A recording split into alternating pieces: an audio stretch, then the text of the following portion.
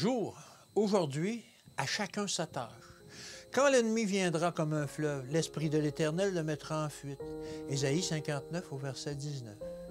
Le Christ éprouve de la répugnance envers les soi-disant chrétiens qui font preuve d'un cœur froid et mènent une existence égoïste.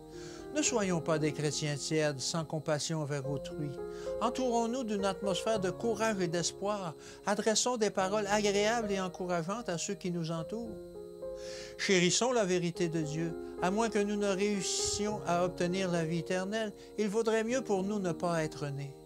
Ne refusons pas de profiter des privilèges qui sont les nôtres par le sacrifice du Christ. Bien qu'égal à Dieu, il vint en ce monde afin de donner sa vie pour nous. Sur la croix du Calvaire, il est mort dans la honte afin d'expier les péchés de ceux qui l'acceptent pour leur sauveur. À ceux qui le reçoivent et croient en lui, il promet de donner le pouvoir de devenir les enfants de Dieu. Jésus vous aime, il vous a racheté par son sang. S'il ne vous avait pas aimé, il ne serait pas mort pour vous. Son cœur rempli d'amour souffre lorsque vous travaillez contre lui, parce que vous vous opposez à ses plans pour votre salut.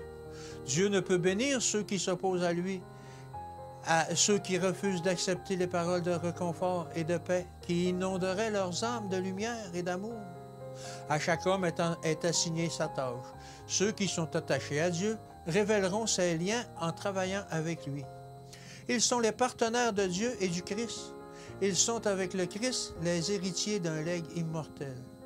Si en ce monde nous faisons de notre mieux en suivant le divin exemple, en triomphant avec les forces qu'il nous donne, nous serons accueillis avec abondance dans les parvis célestes. Là, le Christ nous conduira près du fleuve d'eau vive et nous enseignera la sanctification des interventions que nous n'avons pas comprises en ce monde. Nous serons alors capables de discerner l'amour de Dieu dans ce que nous prenons à présent pour des adversités. Nous verrons que les épreuves ont été permises afin de nous aider à nous débarrasser de nos traits de caractère contraires à ceux du Christ et de fortifier nos points faibles. Dieu nous appelle à nous abandonner à lui. N'accourez-vous pas? Ne lui donnerez-vous pas les meilleures et les plus saintes affections de votre cœur? Ne voulez-vous pas recevoir de lui l'or éprouvé par le feu afin d'être riche et une robe blanche afin d'être vêtu?